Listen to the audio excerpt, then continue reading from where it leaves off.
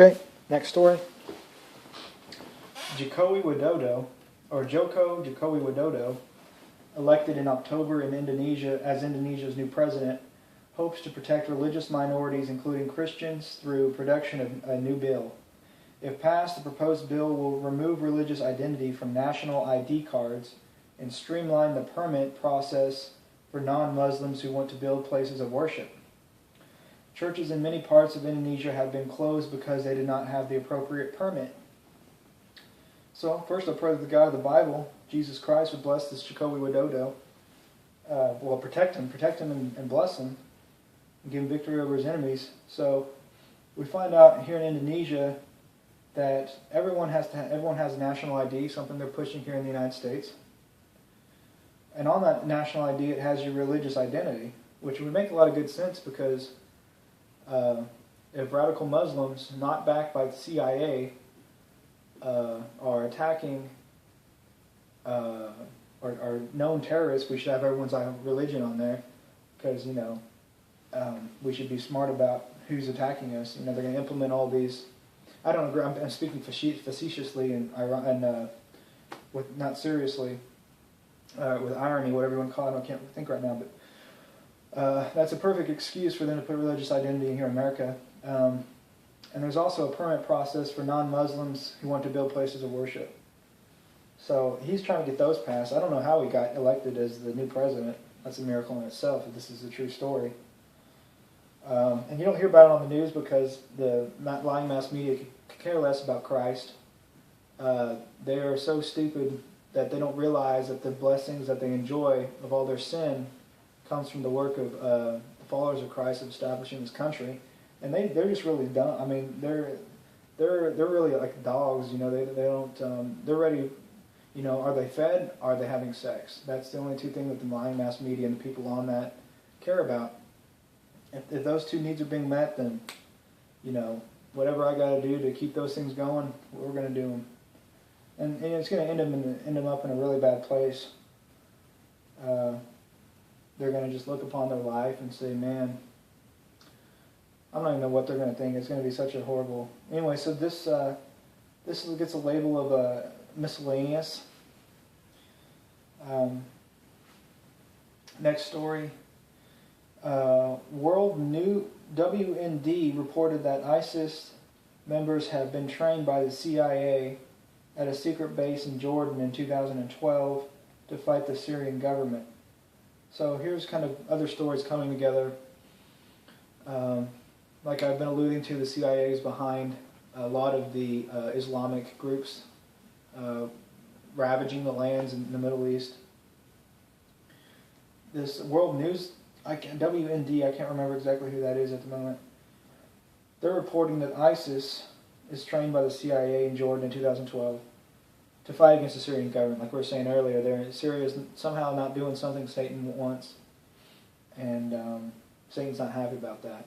Now, America isn't Satan like what a lot of the radical Islamists will say.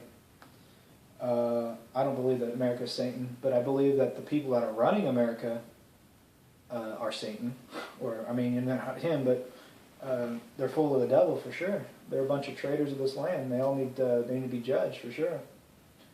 Not all of them, of course. There are some good ones, I'm sure. But Turkey's main opposition, Republican People's Party, accused the ruling Justice and Development Party that the government provided logistical, military, and medical support to ISIS militants during the Syrian regime. So, a group in Turkey called the Republican People's Party is accusing the ruling party, the Justice and Development Party, that they provided logistical support to ISIS. And Turkey's an ally of the United States. So Turkey's bowing down to the United States, the CIA, trying to take over Syria, and they're doing their bidding and helping them out.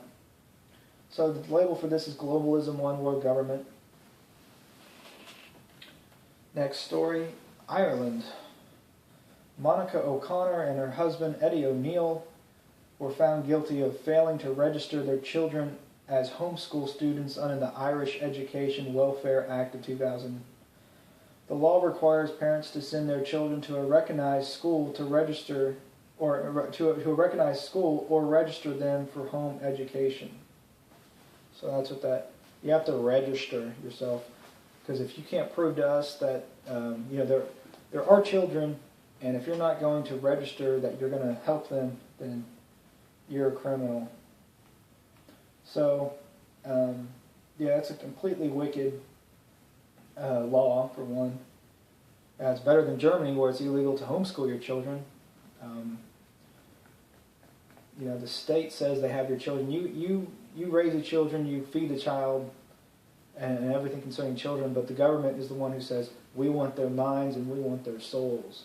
We're going to teach them what we're going to teach them. We're going to teach them they're an animal. We're going to teach them to have sex young.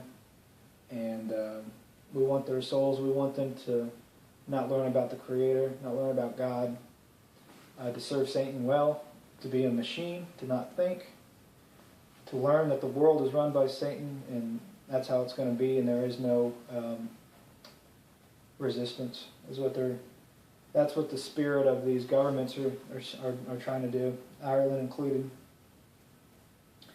And it's wickedness.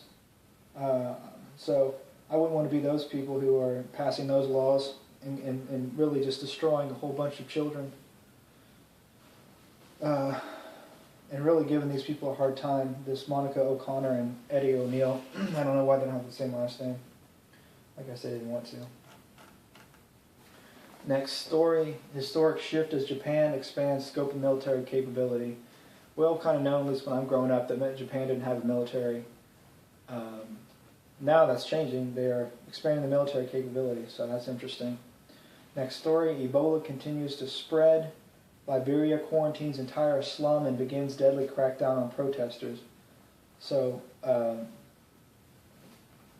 similar to what we're thinking, that some kind of disease is going to be the main instrument that the criminal elements in our government are going to use to try to create a full-out police state, suspend the Constitution, state of emergency, whatever you want to call it. So this happened here, supposedly in Liberia. They quarantine whole neighborhoods or slums. The poor people are the ones getting the worst. And deadly crackdown. So there are people who are protesting it, and the police in full militarized stormtrooper regalia killed some people. Maybe they didn't, I don't know if they were, I don't know under what circumstances, but people were killed that were protesting. They might have been violent protesters, I don't know. So that happened in Liberia this 2014. Next story. The unacknowledged truth behind the past decade of bloodletting in Iraq is that the country itself effectively ceased to exist after the 2003 U.S. invasion. So this guy, whoever he is, he's asserting that the truth about Iraq is Iraq wasn't a country even as far back as 2013, and we're starting to become privy to that information and starting to see that, oh yeah, Iraq's not a nation now. It hasn't been since 2003.